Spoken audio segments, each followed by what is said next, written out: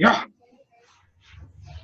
I'm in a university, man, as we speak. A University of Life. Very important university, by the way. We are learning. Not the one we are used to, because the one we are used to, it has a shortcoming of not schooling us and equipping us to actually confront life in a certain way. Sometimes it schools us to be employees. That's it.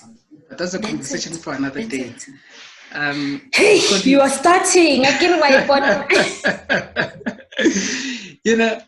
Mahlodi, I'm really enjoying this conversation, man. I'm really enjoying this conversation. Me too, so much. One of the things that I've seen, you have a very close connection with Golden Key Society. Golden Key is for, and then I see recently you were invited in the Golden Key Society of UWC, I'd like to believe that is University of Western Cape, to facilitate or to lay out a session there on branding yourself as a professional. I'm very fond of branding these days. I'm currently reading a book called I Am My Brand. That's a book by Gubi Springer. It's a book about how to brand yourself, as an individual, as a person, and also it extends to actually branding in terms of business and entities and institutions. Branding is very much important. That's all I can say. But yourself as a market specialist, how can, since you have laid out this conversation on branding yourself as a professional, because, as students, as young people, some young people are students, they're going to graduate. Some young people have graduated, they've started in the corporate. Some young people are studying in entrepreneurship and everything like that. How, in those journeys, how does one sort of get to that concept of branding, and how important it is at that point in time as young people, but for anyone for that matter? School us. My good sir, unfortunately, or fortunately, but maybe it's unfortunate. It's unfortunate that these are the things that we are not taught, right? Sure. We are not taught, but fortunately,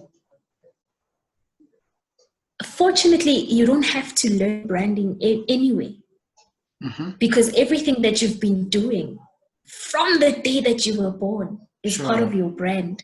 Exactly. Actually, let me take it before then. I'll go back to my point to the day I was consecrated, the day I was conceived. That's when my brand started. Don't you hear when you have visitors at your house and, it's your relatives and they say, hey, that boy used to kick, man. Is that not your brand? Is that not your story? And then and then say, that is your brand. And then you start attending school and you become this problematic child, and then it's that is your brand. So the key thing that I live by here is embrace your story and make sure that you are the primary force in telling your story to the world, because there are no two stories that are exactly the same. And I make this example using my twin sisters, twins, and they are so different. But when somebody meets them for the first time, they're like, these people are identical. But for us who know them, we know exactly who is who. And both of them have their unique story about life that makes them unique brands. So my message to young people, whether you've started in corporate, whether you're still studying in university, whether you are planning to study because you're still in high school, whether you are in primary school, every single thing that you say, everything that you do is your brand.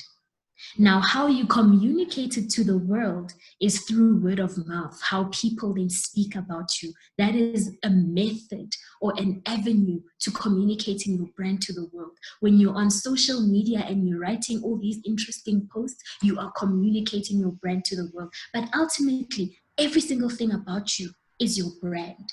And you know, Kiratile, a question that was posed to me in that plenary where the young people asked me, so what do I do then when I am passionate about two seemingly different things and it makes me look confused? For example, I am Ben. I love conversations. I love talking to people, but I'm a mathematician. I'm an associate lecturer. I need to do these things of mathematics. But at the same time, you know, does that make me look bad? I say to you, that is Ben's brand. That is what makes Ben to be set apart. That is what makes Ben to stand out in the world. It is his unique story, and he's the primary force in telling that story to the world. Because yes, there can be another Ben Mahudu, but will there be another Ben Mahudu that is both a mathematician, a lecturer, an academic, and a conversationalist? I don't think so. I take great inspiration from the stories of Dr. Dumi. I'm not sure if you know him. No, I know Dr. Dumi. Yes. That man, look at that brand. If you are seeking inspiration on how to cultivate your brand, because we often try to capture the brand and make it something so succinct. We put it in a box and we want to wrap it with a gift, you know, the same way that you wrap a gift, right? You want to wrap it with a ribbon and make it look neat and portable and mobile, and we can take it and we can show people, oh, this is my brand. Sometimes it's not going to be so simple. Sometimes your brand is just a mess. I'm a doctor. I'm passionate about saving lives. I'm passionate about medicine, but I'm also passionate about the word of God, and I've got this voice in me that when I sing, I heal people. Sure. So that means I can't capture my gift in one box. It's not going to be neat, as the world says it must be neat. So let's get away from the status quo. Let's get away from what the world tells us and promises us that perfect brands should look like. And let's embrace our story. Embrace your story and be the prominent force in telling your story to the world. The fact that you come from Sikukune and you come from this and you, that is your brand, that is your brand. And when you step into that room, you know, I always get goosebumps when I think about our leader, Muswane. He came from those places. Sure. Previously not recognized. Sure. Previously no validation or affirmation whatsoever. But where he is now, teaching leadership at the United States of America, Ganjan. And now what? Do we expect him to craft that brand and make it something else? No. Every single thing, every single facet, every single experience, every single person crafted that brand. They are part of that brand. They are part of that story. And that's your brand. Don't wait until you get to corporate. Unfortunately, it's going to be too late for you to do that. Yeah. True that. Embrace your story. Embrace your story. I'm sorry, I'm passionate about this issue. It's those things that interview dynamics. When somebody asks you, tell us about a time when you solved a problem, right? Now you're thinking, I have never worked before. Which problem have I solved? As Black people, we have lived to solve problems. So we know what problem solving is. Exactly. We know what it means to wake up, and sometimes there's no money. And you must make a plan. That is problem solving. Is that not your brand? Is that not part of who you are? Is that not an experience that has shaped you to be the individual that you are? So don't overlook that. The thing is, unfortunately, in the age of social media, yes, it has created access for us, but we've looked to some of these prolific figures and we want to emulate their stories. But you can't do that. There's something inherently powerful about what you are, and that's your voice, and your voice is valid. Your voice is your brand. Use it. No, Mahlodi, ka speedi ba re o boletse go tlala seatla. Ka ba re, yeah, ko re o boletse go tlala seatla. Kore, I think, yeah, in parting, perhaps, there is just one last. Oh. No, we can go on and on. But I also respect people's time, you know, and because we don't want to say next time when we want to have you here on Unscripted, and you're like, hey, wale ba kunjela nako. You know what I'm saying? But then it's a conversation. My brother, our leader there, asks a question of what is the biggest lessons you have learned on in ASRI and I think this is the Obama Young African Leaders Initiative and ASRI Future Leaders Fellowship Program. But the layout that I also wanted to bring in this was to say, you are a leader. Ka speedi re re ke moetapele ka mediro la mangwalo. Mediro, which is that me? Yeah, ka mediro la mangwalo. Mediro here, obviously, we are talking about, you know, one ascending to the call of leadership and acting in it. That's what we see. But I think what you yourself and people like Bumolen, you have also participated in scholarly and academic platforms of leadership, which is, I think, is a journey that leaders should go through because it's also very much important. So it is. You have a certificate of exemplary leadership and positiveness, and I can feel the positivity already over this conversation. From this certificate you got it from Golden Key Society. You're an alumnus of ASRI Future Leaders Fellowship Program. You're also an alumnus for Obama Young African Leaders Initiative. On this concept of leadership, before you actually you dwell on the lessons you learned in these journeys, but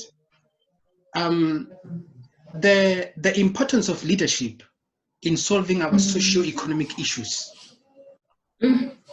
Your thought on that, and also the youth participation in leadership. How important is that? How important is it for young people to participate in leadership? Because this thing of leadership, you do have some people who's like, no, this is not for me. You know, you know, and there is more to leadership than getting a podium and speaking and being charismatic and everything that. You get what I'm saying? That's it. Your thought of it? Your thoughts there? Sorry, I was looking away because I was writing what your questions are. And the first one is the importance of leadership. Sure. The second one is youth in leadership. Do they have a role? Yes or no? I think you've answered the question. I think you've answered both questions. Sure. But if I am to posit something, it is, and maybe this is also a segue into some of the experiences that I've garnered from my participation in ASRI and both in Yali. It is that,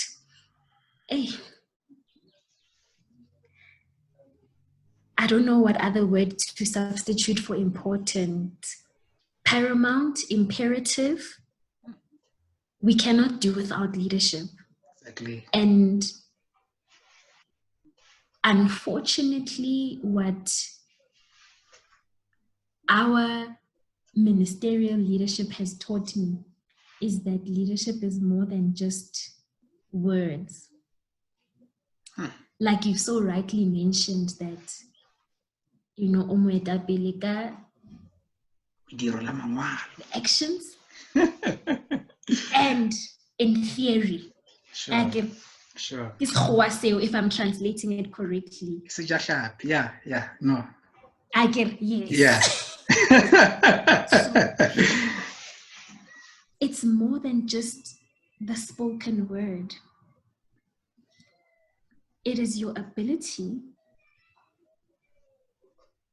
to capture the need in society and to be the one who is willing to take the fall for those ideas. Why I'm saying to take the fall is because we have lofty aspirations of leadership, and that's why people are not able to account even when things are not going well. Our perception of leadership is to carry the ideals of the community and to account for how glorious we will look when we ascend onto that platform. That is not leadership. Give fame. Then you might as well go and be a rock star. Go and perform in a band somewhere. But to be a leader is to capture the ideals and the wishes of a community and be willing to take the fall. It's not the rise, but the fall. The ability to account, the ability to stand tall even when things are not going well, the ability to consult, humble yourself.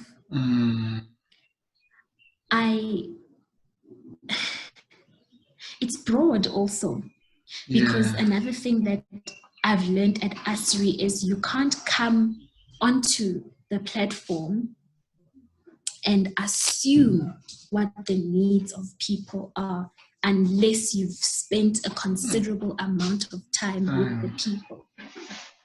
So it raises that argument that we had earlier on, Hori, you want to lead a gender-based violence commission based on which knowledge? Are you the gender? So unless you've actually spent time with those people and you understand intricately their needs and their wishes, then you don't have the right to stand on that platform. Then you can lead, but maybe in a different capacity in that movement. So to that point, I also want to say, Hore, it's unfortunate that sometimes we have leaders that don't understand the struggle, but they have an idea of how the struggle should be shaped or what direction it should take. That for me is not leadership. Until you've actually gone into those communities, those marginalized communities. And don't do it as a show. I actually hate that. Don't do it as a road show. Look at me. I'm here in the community. People are poor. Look at what we are doing. That's insincere. And because it will manifest in a form of inconsistency. It's not consistent. It is only done when it's World Poverty Day or World Care for the Poor Day. Then they want to show face. They enjoy their leader. But they don't live that narrative. And that's why I'm so inspired. I'm so inspired by movements such as FBA that understand the plight of the young South African students. That it's not only during Youth Day where we'll find out what the youth wants, but it's what we live 365. And that's when you can speak on behalf of those people. And you will be willing to take the fall even when things are not going well. And to the second question about youth in leadership, it goes back to the branding issue. You are never too young to be a leader. That was one of the founding principles of an organization that I led a couple of years ago. I think I was still in high school. It's called Present Day Leaders. And I'm sure maybe you've seen some hashtag on Present Day Leaders on my LinkedIn. And Present Day Leaders simply says, and it's also something that came across strongly in my days serving through Golden Key, was that as a young person, you often deem yourself as a future leader. Yeah, in the future, I will do this. In the future, I will be this person. But you already are. it's the story of your brand. You can't start branding when you're a professional. Everything that you do right now is crafting that brand. So even as a young person, you are not a future leader. I'm sorry. But you are a present day leader, equipping yourself with the tools to better manage the future. And yes, you might argue, but this is better for people like Ben, people that are well spoken, they can articulate, but there's a role that you can play in the movement. I loved serving in varsity because it taught me that there are different roles to a struggle, different roles to any movement. Some people are the nurturers. They are the people that want to make sure that everybody's okay, everybody's fed. Hey, Lejile, are you fine? You know, it reminds me of that Fees Must Fall movement. What a powerful movement. There were people on the ground moving, making sure people are well fed. Some people were just taking care of the psychosocial aspect of the leaders. Some people were in the forefront speaking on behalf of the movement. Some people, we all had a role to play. So it's recognizing that you have a role to play and you can't neglect that role and wait for the future to come. Because the future will come. And then what? Will you still be a future leader then if you've done nothing when you had the chance to? So accept your role as a present day leader where you are and grow yourself using the tools to equip yourself for the future. Oh, Mahlodi. This is one of those, those seminars. Now they call them webinars, where people go in and pay. Webinar. Where people go in and pay to receive such kind of information, to be schooled, and to also be empowered in that kind of sense. Those are webinars. People go and pay these big monies. As we are very grateful that we have people like you, and we can call them to our little smaller spaces where we have conversations of this nature, and they are able to come and share with us. We remain inspired and always remain inspired. But what I would want to leave with you is, you might not, I feel like in life, sometimes everything that we do, we think we're doing for ourselves. And I think you've said it is part of this conversation. You think, I'm Mahlodi, I'm a marketing specialist because I need a job, I need to, or me, I love public speaking, I'm just gonna speak, and everything like that. And what people then don't realize is that they're not living for themselves. They don't realize the impact that they're actually having on the ground. Yeah. Because sometimes the ground is mute. Sometimes I was having a conversation with the other Unscripted I had with a guy called Nkupi the Entertainer. And we spoke about this funny thing to say, he's an entertainer himself, and everything like that. It's people like Busomizi, you see. And we were talking about this funny thing.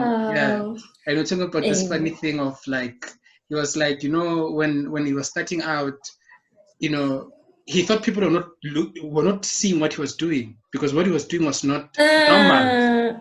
You get what I'm saying? But then he was like, the moment he boomed, people were coming with people with selfies, like post there, like, hey, I know this guy. Hey, we have seen you. So people are always watching. Wow. Whatever you do, whether it's good or bad, true. People are watching and people are with you on a journey. You might be sitting there alone and you're sitting with 100 of us in that table. There is a saying that was said by Sibusiso Gama in one of the FBA sessions, and I think he was quoting someone that he said, "We come as one, but we stand in thousands." Hey, yo. You can think that you're just there alone and you're just doing these things because I love to sing. I love to speak. People, I love I love marketing. I've studied marketing. And no, this is part of a script, man. Bigger than you. This was wonderful to have you here. and continue to shine. And Wow. we are inspired and we are inspired by your journey, and we'll always continue to tap in and to learn. This conversation doesn't end here. We're still going to have a lot Not of at all. things that we're going to do, and we're still going Most to engage definitely. more and everything like that. So thank you. Thank you, Rabedi, thank you, Sure. Hararo, for being Sure. part of this unscripted session. This is Bars. Thank you. Sure. Wow, that is amazing. Thank you so much for having me. I'm officially on the Hall of Fame of Unscripted Conversas. Yeah. Okay. Yeah. Thank you.